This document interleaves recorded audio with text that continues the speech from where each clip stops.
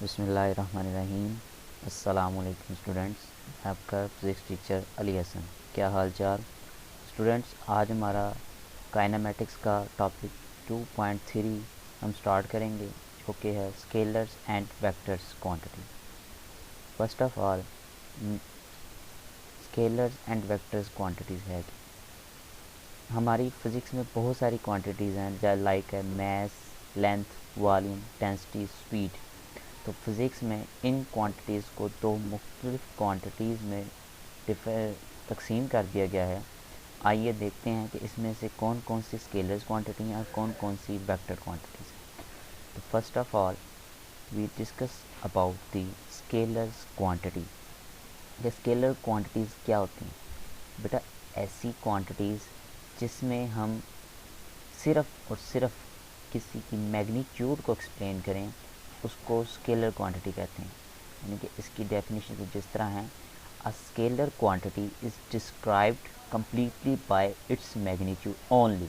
कि सिर्फ इसकी मैग्नीट्यूड एक्सप्लेन की जाए, डिस्क्राइब की जाए, उसको हम स्केलर क्वांटिटी कहते हैं। फॉर एग्ज़ाम्पल, मैं आपके सामने कह देता हूँ कि मेरे पास 40 किलोग्राम मैस है।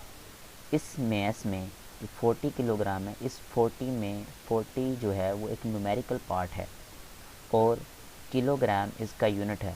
तो इस कंप्लीट पाथ को हम क्या कहेंगे? इसकी मैग्नीट्यूड कहेंगे। यानी कि जिस चीज़ को हम मेजर कर सकें, फॉर एग्जाम्पल अगर देखा जाए, जिस चीज़ को हम मेजर कर सकें वो हमारी स्केल क्वांटिटी होती है। जैसे कि लेंथ है, किसी भी चीज़ की लेंथ की लंबाई को मेजर करना भी एक स्केलर क्वांटिटी है। लेकिन आपको एक बात और बता दूंगा, एक दूसरी ज़बान में इसको ये भी कह सकते हैं कि स्केलर क्वांटिटी एक वन डायमेंशनल क्वांटिटी है। ठीक। उसके बाद मैस है, मैस को भी हम मेजर कर सकते हैं। ठीक है। एंड टाइम, टाइम ये भी एक स्केलर क्वांटिटी है।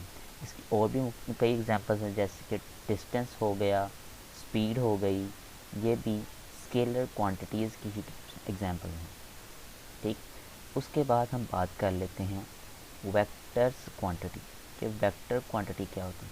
स्केलर क्वांटिटी में हमने ये पढ़ा कि जिस चीज़ की मैग्नीट्यूड को एक्सप्लेन करें वो स्केलर क्वांटिटी होती है। बट वेक्टर्स में हम मैग्नीट्यूड और डायरेक्शन दोनों को एक्सप्लेन करें, डिस्क्राइब करें, तो वो एक वेक्टर क्वांटिटी बनती है। यानी कि हमारे पास उसकी मैग्नीट्यूड भी हो और वो डायरेक्शन भी दे रहा हो, इसको हम क्या कहेंगे? Vector quantity. जैसे कि फोर्स है, डिस्प्लेसमेंट है, वेट है, वेलोसिटी है एंड एक्सेलरेशन है। अब आप कहेंगे सर इसमें हम डायरेक्शन कैसे देखते हैं? तो फॉर एग्जांपल मैं कह लेता हूँ कि मेरे सामने एक टेबल पड़ा हुआ है और मैं उस टेबल को मूव करवाने की कोशिश कर रहा हूँ।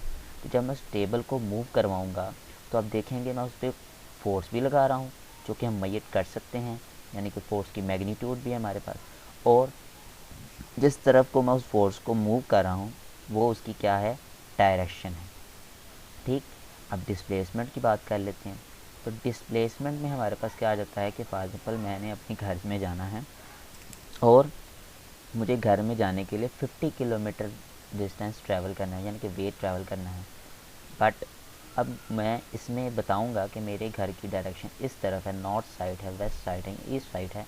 तो यहाँ पे भी मेरे पास क्या आ गई? मैग्नीट्यूड भी आ गई और डायरेक्शन भी आ गई। इस तरह weight, velocity and acceleration, momentum, ये भी वेक्टर ही की क्वांटिटी हैं, एग्जांपल्स हैं। ठीक। उसके बाद हम बात कर लेते हैं कि वेक्टर्स और स्केलर में अगर हमें डिफरेंस करना हो तो कैसे करेंगे।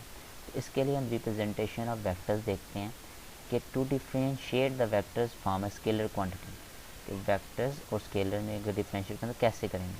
तो बेटा, जो वेक्टर हैं, अब फर्स्ट पॉइंट इसका पढ़ें तो देखेंगे मैंने लिखा हुआ यूज़ बोल्ड लेटर्स। हम इसमें बोल्ड लेटर यूज़ करते हैं, यानी कि अगर हम कोई भी लेटर लिखेंगे तो उसका गहरा करके लिखेंगे। यानी कि ये देखें F&D, इसको मैंने बोल्ड फॉर्म में लिखा है, यानी कि गहरा करके बहुत बड़ा बड़ा साइज में लिखा है। उसके बाद भी कहते हैं, उसके बाद अगर हमने वेक्टर्स को एक्सप्लेन करना तो कहते हैं we use an arrow head. यानी कि हम इनके ऊपर एरो हेड लगा देते हैं। इसके आप देख सकते हैं F के ऊपर मैंने एक एरो लगा दिया और D के ऊपर भी मैंने एक एरो लगा दिया। तो इसको यूज़ करके भी हम वेक्टर्स को एक्सप्लेन कर सकते हैं। अब graphically vector can be represent a line segment. Graphically अगर हम वेक्टर्स को एक्सप्लेन करना चाहें तो इसके लिए हम लाइन सेगमेंट यूज़ करते हैं, जिसको हम एरो हेड की फॉर्म में रखते हैं। जैसे कि आप यहाँ पे देख सकते हैं कि ये मेरे पास एक एरो है, आपकी बुक पे जो दिया गया है उसमें भी ये एरो बनाया हो, लेकिन साथ उसके पॉइंट भी बताए गए हैं कि point A and point B, और इस पूरे को उसने वी का नाम दे दिया। तो बेटा पॉइंट ए से लेकर पॉइंट बी तक, तो ये हमारे इस वेक्टर वी की मैग्नीट्यूड आ गई है, ठीक है। और उसके बाद ये जो पॉइंट ए से पॉइंट बी की तरफ एरो हेड जा रहा है, ये इसकी डायरेक्शन को एक्सप्लेन करता है। तो इस तरह से हम वेक्टर्स और स्केलर में डिफ्रेंशिएट फाइंड कर सकते हैं, ठीक है। उम्मीद करता हूँ आपको लेक्चर की समझ आ गई होगी। शुक्रिया।